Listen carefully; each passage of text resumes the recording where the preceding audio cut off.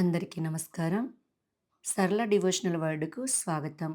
ఈరోజు మనం శ్రీ లలిత సహస్రనామ స్తోత్రములోని నామాల యొక్క భావాలు తెలుసుకుందాం.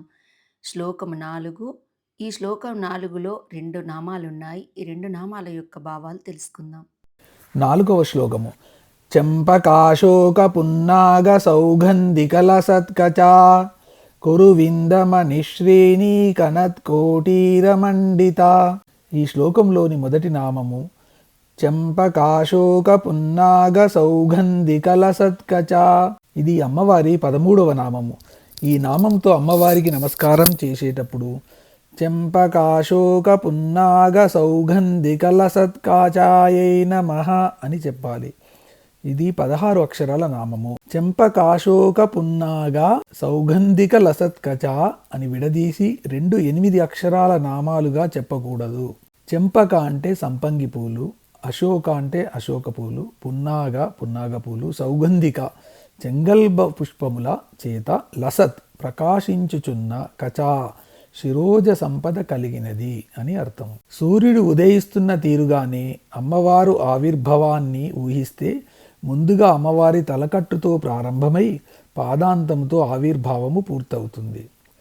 అందువల్ల ఈ నామంలో అమ్మవారి తలకట్టును గురించి చెప్పడం జరిగింది.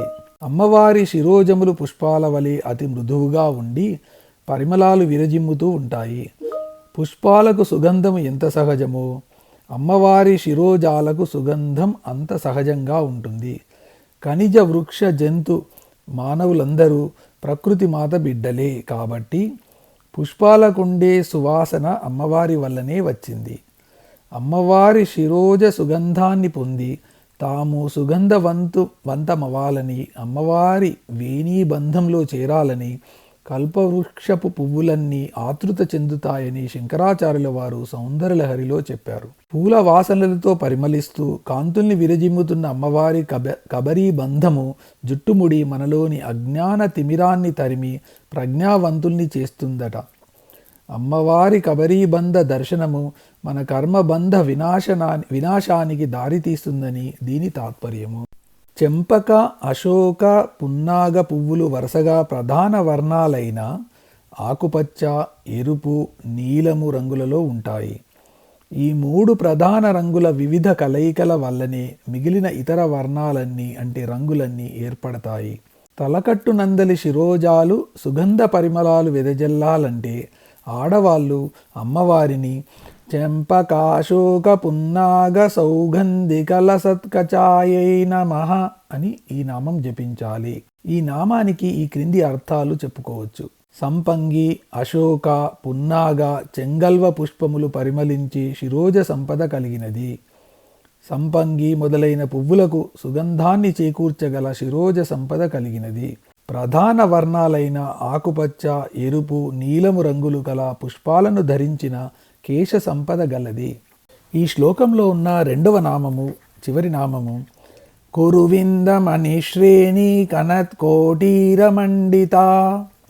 ఇది అమ్మవారి 14వ నామము. ఇది 16 అక్షరాల నామము.